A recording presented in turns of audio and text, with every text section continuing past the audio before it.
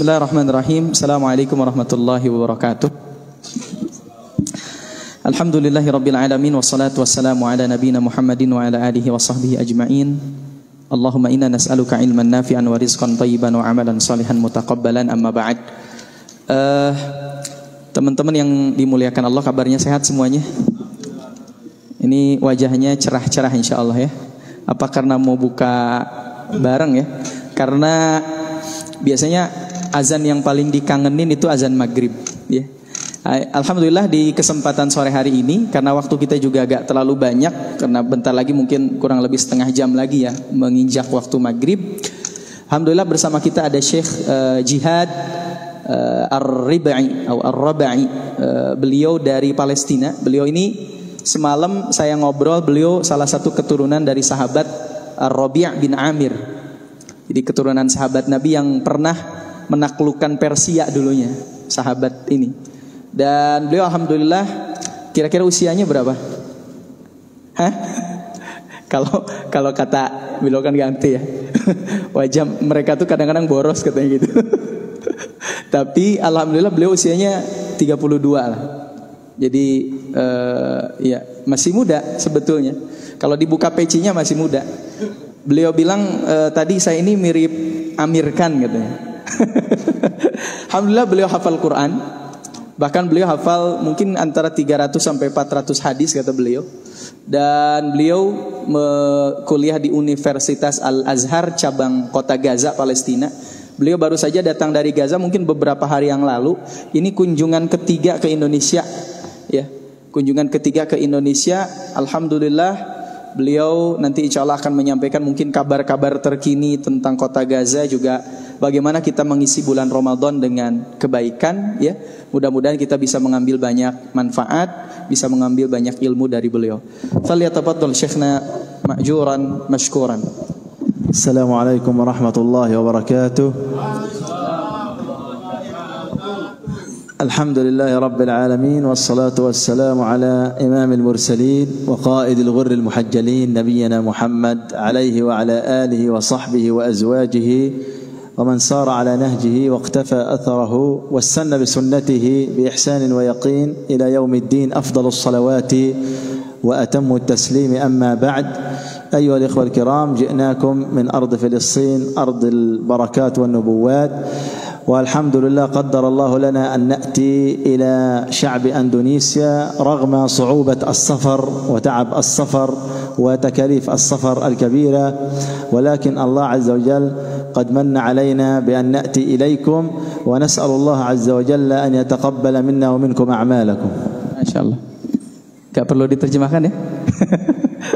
Beliau datang dari Palestina ya, dengan izin Allah. Alhamdulillah beliau sampai ke sini dan ketemu dengan teman-teman, dan beliau menyampaikan bahwa perjalanan yang beliau lalui ini bukan perjalanan yang mudah, tapi kadang-kadang beliau menemukan kesulitan, menemukan kesusahan dalam perjalanan, tapi dengan izin dari Allah, qadarullah, beliau alhamdulillah sampai ke Indonesia dan bertemu dengan teman-teman, dan beliau sangat senang ketika bisa bertemu dengan teman-teman yang ada di sini. أيها الإخوة الكرام، إذا كانت لنا من كلمة في بداية شهر رمضان المبارك، أول شيء نقول الحمد لله الذي بلغنا رمضان. Satu kalimat penting yang harus kita ucapkan ketika Allah menyampaikan usia kita ke bulan Ramadan adalah ucapan Alhamdulillah, Allah telah sampaikan ballaghana Ramadan. Kita sudah Allah sampaikan kepada bulan Ramadan. كم من الناس قد ماتوا وذهبوا إلى القبور. إذن فهذه نعمة من الله علينا بأن أعطانا العمر حتى والحياة المديدة حتى نطيع الله تبارك وتعالى في هذا الشهر الكريم. Berapa banyak saudara-saudara kita yang ketika datang Ramadan ini mereka sudah nggak ada, sudah meninggal, sudah mereka pergi ke kubur ya, meninggal. Dan alhamdulillah atas keberkahan, kesempatan dari Allah, Allah masih memberikan usia kita sampai kita bisa datang, kita bisa sampai usia kita ke bulan Ramadan ini. أيها الإخوة الكرام، أهم شيء وأهم ميزة جعلها الله للصائمين هي التقوى، وأهم أغراض الصيام هي التقوى. إذن فالله عز وجل يريدنا أن نصوم من أجل أن نكون من المتقين ولا نترك فقط الطعام والشراب ونجوع. الله عز وجل لا يريد منا أن نجوع ونعطش ونترك الطعام والشراب، ولكن الله عز وجل يريد منا أن نحقق التقوى. Teman-teman sekalian yang dimuliakan Allah, salah satu poin penting dari tujuan puasa adalah bagaimana Allah mengajak kita semua untuk meningkatkan ketakwaan. Karena tujuan di antara puasa itu adalah bagaimana kita menjadi orang-orang yang bertakwa, bukan hanya sekedar lapar kemudian dahaga, ya, lapar dahaga meninggalkan makanan, meninggalkan minuman, bukan hanya itu. Tapi poin yang pentingnya adalah bagaimana kita mengimplementasikan ketakwaan dalam kehidupan kita. أيها الإخوة الكرام، نحن نترك الآن الشيء الحلال مثل الطعام والشراب والنكاح للمتزوج، هذه أشياء حلال يتركها في رمضان من أجل مرضاة الله ومن أجل رضا الله تبارك وتعالى. إذن فلا بد أن نترك أيضا الحرام من أجل مرضاة الله.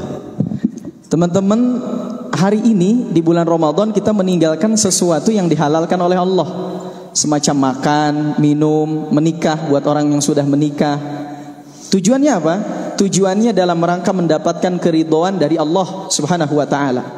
Dan tentu ini pelajaran yang berharga buat kita. Kalau di Ramadan kita bisa meninggalkan yang halal dalam rangka mengejar ridha Allah, maka di luar bulan Ramadan ada hal yang lebih utama, yaitu kita meninggalkan sesuatu yang diharamkan oleh Allah dalam rangka mendapatkan keridhaan dari Allah. أيها الإخوة الكرام، نحرص على صلاة الجماعة، الصلوات الخمسة، هذا أهم الأشياء في رمضان. Ikhwah sekalian, hal yang penting juga di bulan Ramadan adalah hendaknya kita menjaga salat berjamaah kita. Karena ini adalah salah satu poin penting yang hendaknya kita lakukan selama bulan Ramadan. كذلك نخرج زكاة أموالنا، الزكاة التي أمر الله عز وجل الغني أن يخرجها للفقراء، فإن الله عز وجل قال في القرآن: وأقيموا الصلاة وآتوا الزكاة. فالصلاة تصلح ما بينك وبين الله الصلاة، أما الزكاة فهي تصلح أحوال الناس والمجتمع. Begitu juga Allah Subhanahu wa taala di bulan Ramadan ini mewajibkan kita untuk mengeluarkan harta kita dalam bentuk zakat. Maka sebagaimana kita tahu, salat adalah salah satu cara bagaimana kita memperbaiki hubungan kita dengan Allah. Dan zakat salah satu cara bagaimana kita membersihkan harta kita dan juga memperbaiki diri kita, hubungan kita dengan orang lain dan juga dengan masyarakat sekitar. والنبي صلى الله عليه وسلم كان كريما جوادا في رمضان وفي غير رمضان، وفي رمضان بالخصوص يكون أشد كرما وأكثر كرما وجودا. Adalah Nabi Shallallahu Alaihi Wasallam ini orang yang paling dermawan di luar bulan Ramadan. Bahkan apabila ketika masuk bulan Ramadan, kedermawanan beliau, kemuliaan beliau bertambah seiring dengan datangnya bulan Ramadan. كذلك أيها الإخوة الكرام، دائما نجدد النية على أن نصوم كل شهر رمضان. Hendaknya kita juga terus memperbaharui niat dalam setiap puasa Ramadan kita. وكذلك أحبابنا الكرام نحرص على قيام شهر رمضان وصلاة التراويح كما كان النبي صلى الله عليه وسلم يحرص على قيام رمضان. وقال في الحديث الصحيح، قال رسول الله صلى الله عليه وسلم: من قام رمضان إيمانا واحتسابا، أي إيمانا بما عند الله من الأجر والثواب واحتسابا للأجر وطلبا للأجر من الله، غفر له ما تقدم من ذنبه. Maka hendaknya juga kita menjaga salat qiyamul lail, ya, salat qiyamul lail, tahajud, kemudian tarawih dan juga amalan-amalan malam yang lainnya dalam rangka apa? Dalam rangka mendapatkan keridhaan dari Allah Subhanahu wa taala. Dan Nabi SAW pernah menyampaikan, man qama ramadhana imanan wa ihtisaban, barang siapa yang berdiri untuk salat di malam bulan Ramadan karena keimanan dan mengharapkan keridhaan dari Allah, ghufira lahu ma taqaddama min dzambi, maka Allah pasti ampuni dosanya yang telah lalu. والله عز وجل قال أيها الإخوة شهر رمضان الذي أنزل فيه القرآن وقال تعالى إنا أنزلناه في ليلة القدر. إذن فشرف القرآن الكريم أن الله أنزله في شهر رمضان. Allah Subhanahu wa taala berfirman,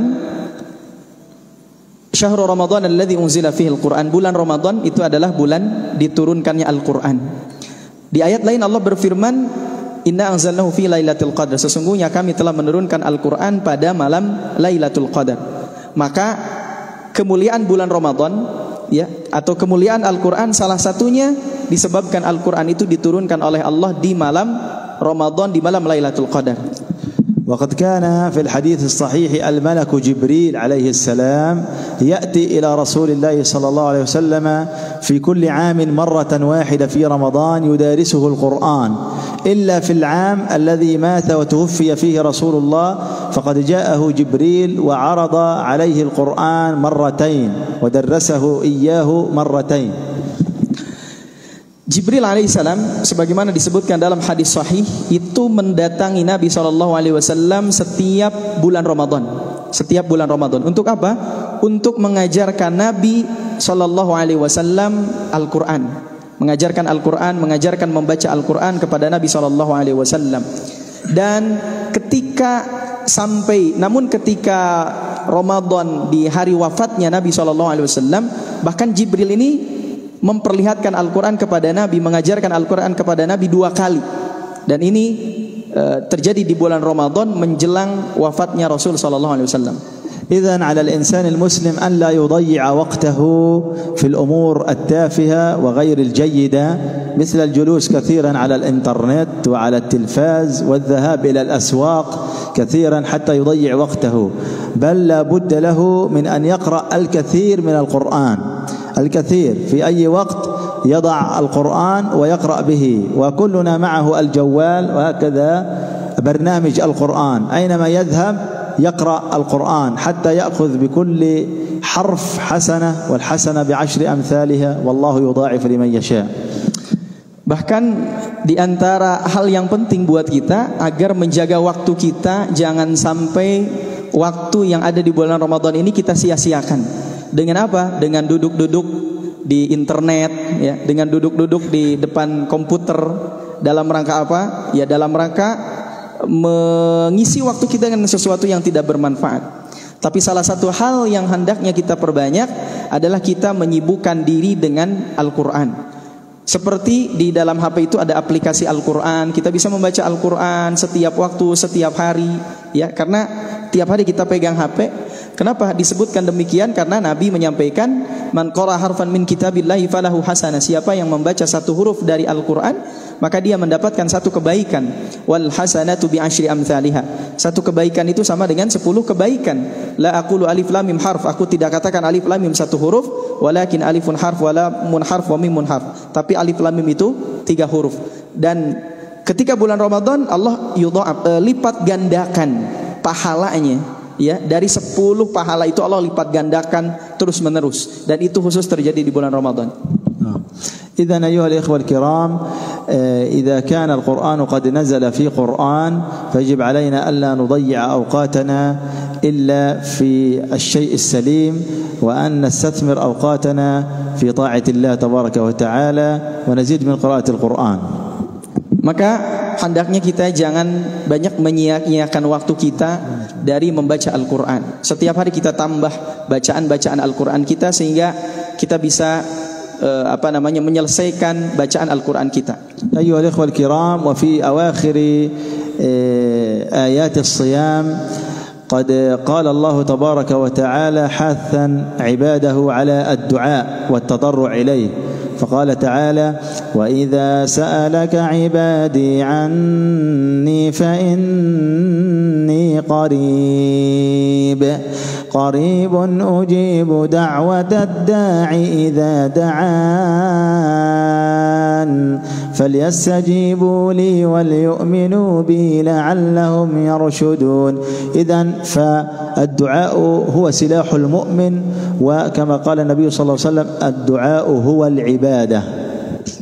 Bahkan Allah Subhanahu wa taala berfirman di dalam Al-Qur'an di akhir ayat tentang saum, tentang siam, wa idza sa'alaka ibadi anni fa inni qarib, dan apabila hambaku meminta kepadaku maka jawablah, sesungguhnya aku ini dekat. Ujibu da'watad da'i idza da'an, aku menjawab setiap permintaan doa setiap hamba Allah Subhanahu wa taala. Falyastajibu li wal yu'minu bi, maka hendaknya dia segera menyambut seruanku dan juga beriman kepadaku, la'allahum yarshudun, supaya mereka mendapatkan petunjuk, mendapatkan pencerahan hidayah dari Allah Subhanahu wa taala. Maka hendaknya kita perbanyak, karena ini merupakan anjuran dari Allah untuk memperbanyak doa.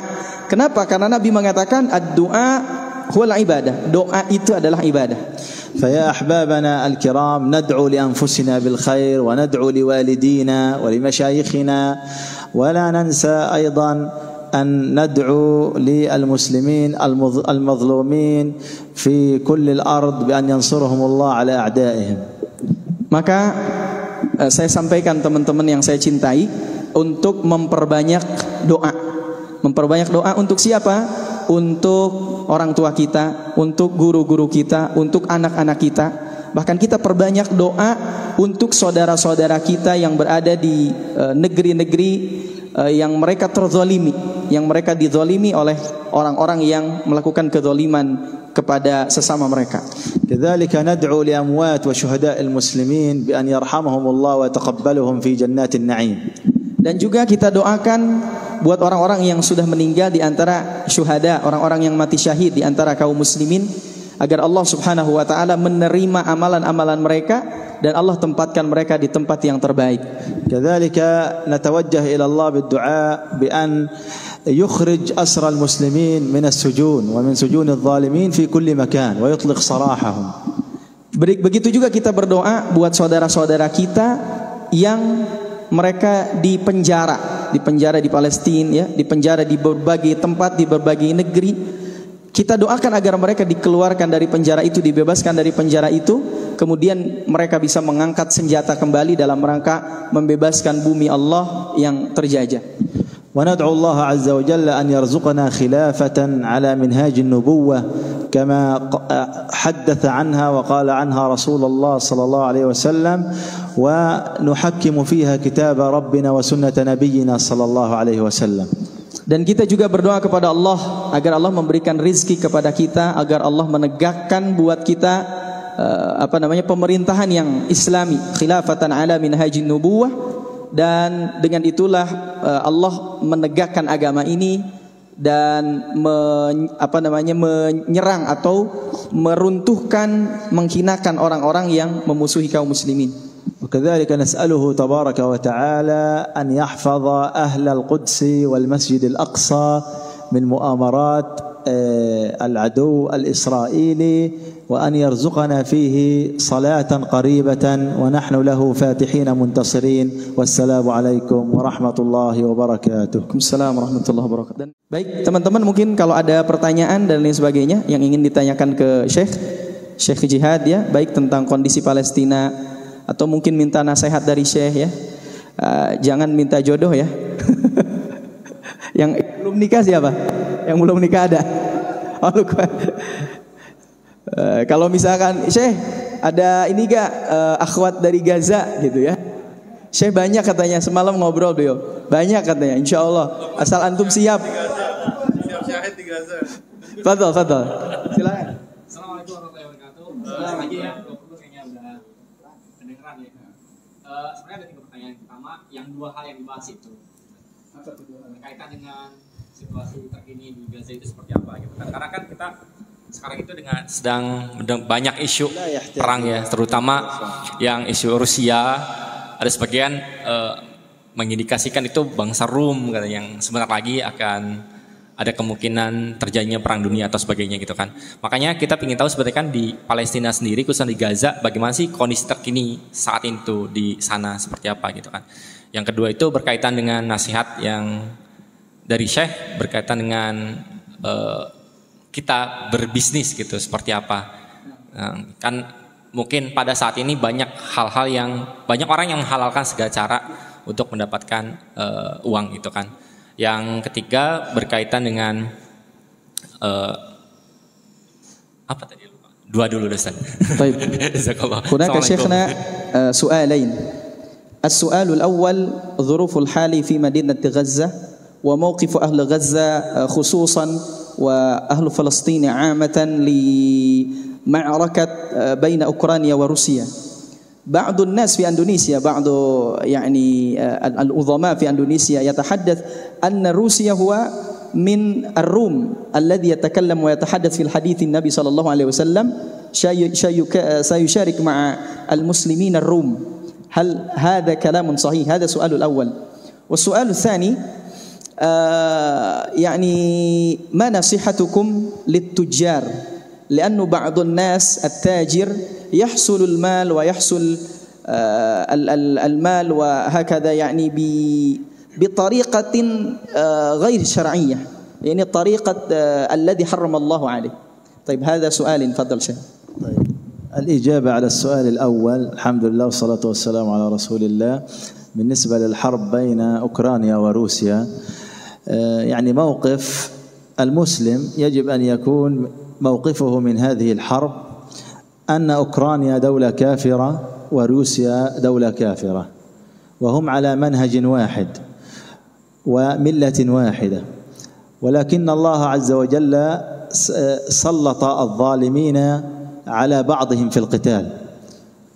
الظالمين يعني روسيا تعتبر دولة ظالمة للمسلمين، وأوكرانيا دولة ظالمة للمسلمين أيضا.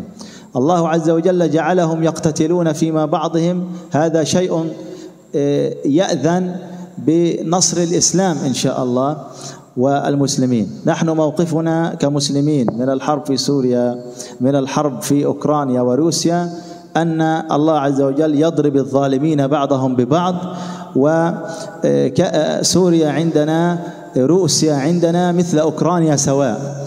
والحديث الذي يقول أن روسيا من الروم، وروسيا حتى تكونوا على علم روسيا بلد الإلحاد والشيوعية، يعني ينكرون وجود الله بالكلية.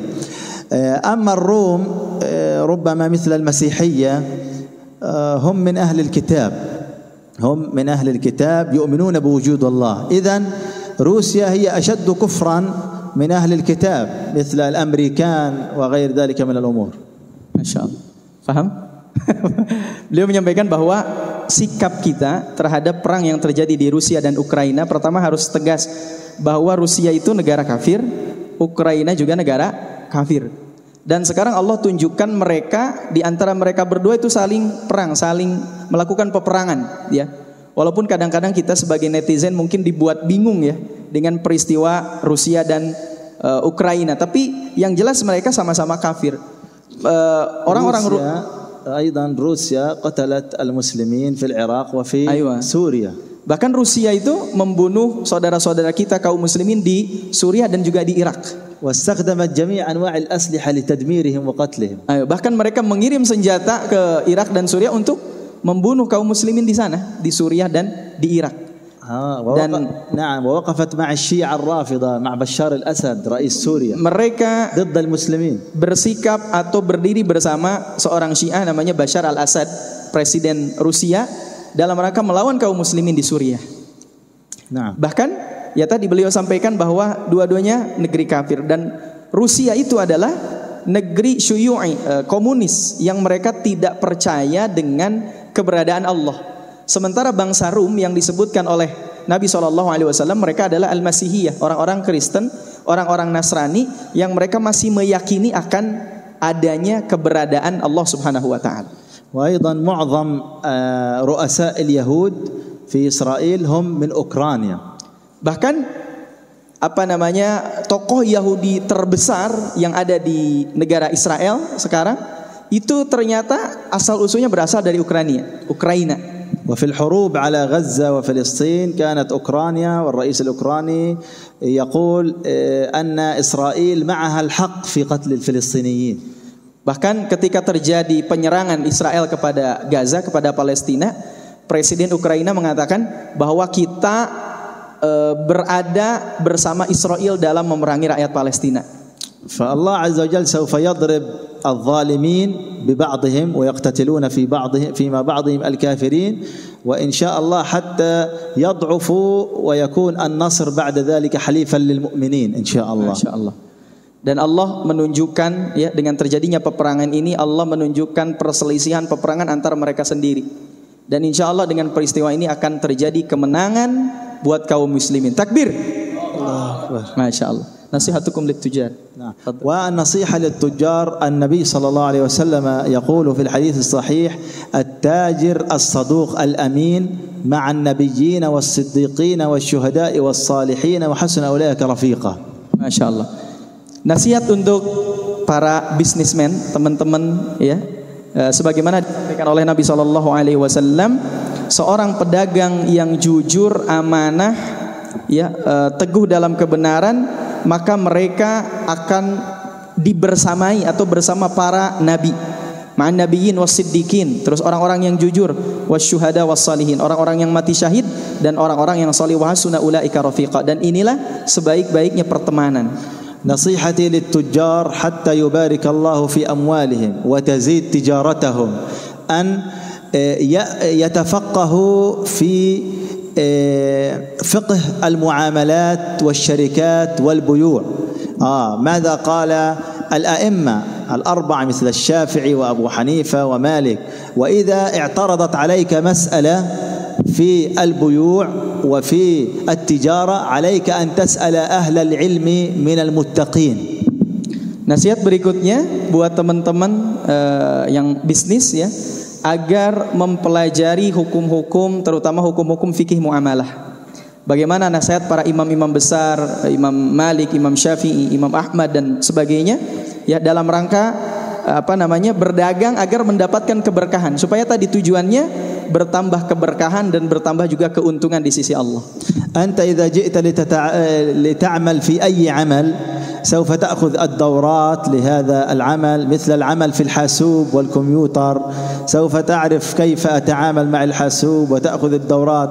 إذن ولا بد للتاجر أن يأخذ دورة في فقه المعاملات والبيوع قبل أن يأتي على التجارة حتى يتبين له الحلال ويتبعه ويتبين له الحرام ويجتنبه.